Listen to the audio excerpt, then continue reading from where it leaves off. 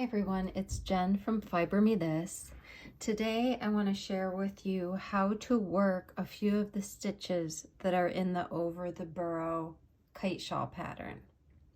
We're going to look at how to do a make one right and a make one left, as well as how to make a 2-stitch knot, and then I'll also show you how to place a bead on a stitch.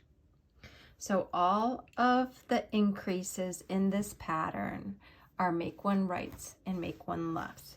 So we are going to do a row where we do a make one right, and then we do a 2-stitch knot. We're going to place a bead and then do a make one left on this end. With the make one right and left, I learned a saying several years ago that's really helpful in remembering whether you should be picking up the bar from the front or from the back.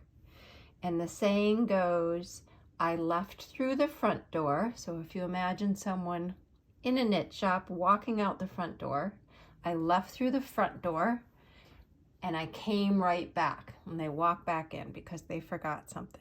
So I left through the front door and I came right back. So let's do a make one right. I'm gonna do 2 stitches for my garter edging, and then I need to do a make one right.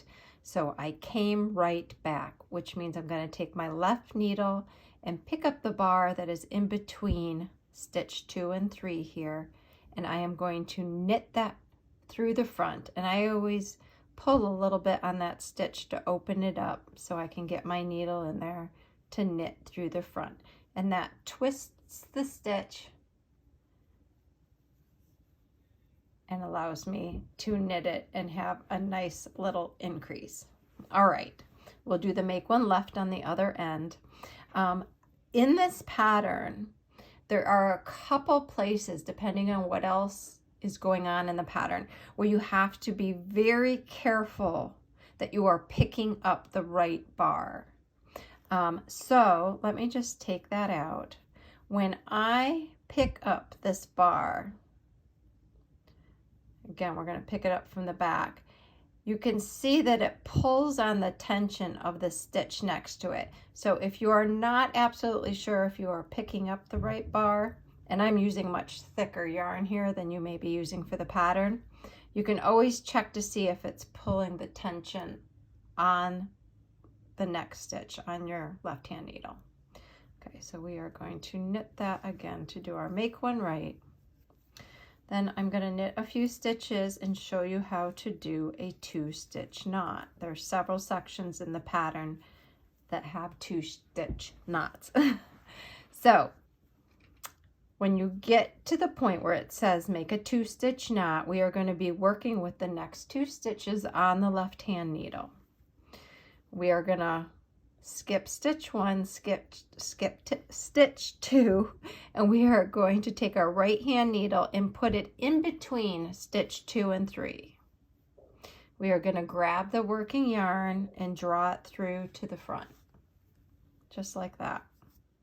And then you're going to take that loop that you just picked up and put it back on the left needle from the back side. So we're going to put it on the left needle from the back side. So now we have 3 stitches. We're going to knit all 3 of those stitches. And again, I put my right needle in and just pull that stitch forward a little bit so that it's easy for me to get into.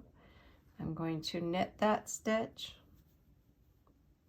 And I'm going to knit the original 2 stitches.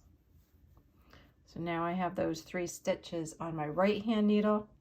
And I'm going to take that first stitch, the one that was the loop that we brought through from the back, and I pass it over the original 2 stitches. And that makes a little knot. And we'll do one more of those. I'm going to knit 2 stitches. We're going to use these 2 stitches to do our 2-stitch knot. We're going to go in between stitch 2 and 3, draw through a loop, take that loop and place it on the left hand needle from the back side. We are going to now knit those 3 stitches.